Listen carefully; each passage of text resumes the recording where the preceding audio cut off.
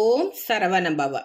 கலியுகத்தில் பக்தர்களுக்கு வரக்கூடிய பிரச்சனைகளை தீர்க்க வேண்டும் என்பதற்காக பாம்பன் சுவாமிகள் அருளிய சஸ்திர பந்தம் மந்திரத்தை பற்றி இந்த பதிவில் நாம் பார்ப்போம். முருகனின் அடியவர்களுக்கு வேலும் முருகனும் வேறு வேறல்ல. பக்தர்களின் துயர் தீர்க்க முருகனின் வேல் ஓடோடி வந்து காக்கும் என்பது அவர்களின் நம்பிக்கை.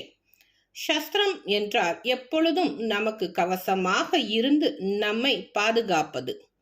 பாம்பன் சுவாமிகள் முருகனின் வேலை துதித்து வேலின் வடிவில் சித்திரக்கவியாக பாடியிருக்கும் பாடல் சஸ்திரபந்தம்.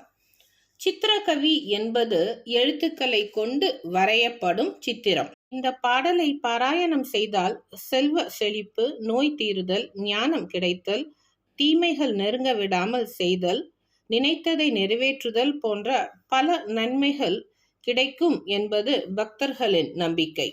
பாராயணம் செய்யும் முறை. சஸ்திரபந்தத்தை பாராயணம் செய்யும் முறையினையும் அடியார்கள் வகுத்துள்ளனர்.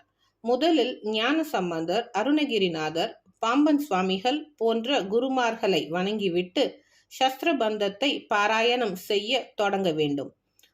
முதலில் பாராயணம் செய்ய தொடங்குவது செவ்வாய்க்கிழமை, கிருத்திகை நட்சத்திரம் அல்லது விசாக நட்சத்திரம், சஷ்டி ஆகிய முருகனுக்கு உகந்த தினங்களில் முருகப்பெருமானின் சன்னதியில் தொடங்குவது நல்லது.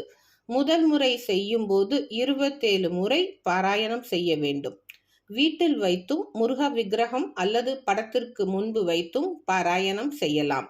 முருகப்பெருமானை தன் வாழ்நாளெல்லாம் வழிபட்டு பேறு பெற்ற பாம்பன் சுவாமி அவரது ஜீவ சமாதி அமைந்திருக்கும் திருவான்மையூர் திருக்கோயிலில் சஸ்திர பாராயணம் செய்து குருவருளையும் திருவருளையும் பெறலாம்.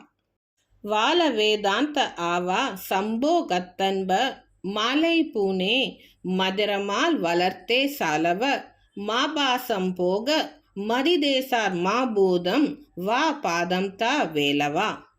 வால வேதாந்த ஆவா சம்போ கத்தன்ப மாலை பூனே மதிரமால் வளர்த்தே சாலவ மாபாசம் போக மதிதேசார் மாபூதம் வா பாதம் தா வேலவா.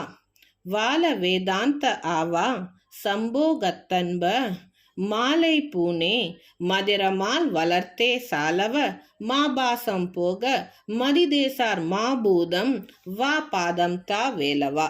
இந்த பாடலின் பொருள்: தூயவனே, வேதாந்த விலாச கடவுளே, பேரின்ப அனுபவத்திற்கு தலைவனாக இருப்பவனே, மாலைகளை அணியும் செம்பொன் என திகழ்பவனே, திருமாலுக்கும் வல்லவர்களுக்கும் கடவுளானவனே, என்னுடைய மனதில் இருக்கும் தேவையற்ற எண்ணங்களையும் ஆணவத்தையும் ஒழிக்க ஞானமும் புகழும் உள்ள பரமாத்மாவே, என்னுள் வந்து அருள் புரிய வேண்டும்.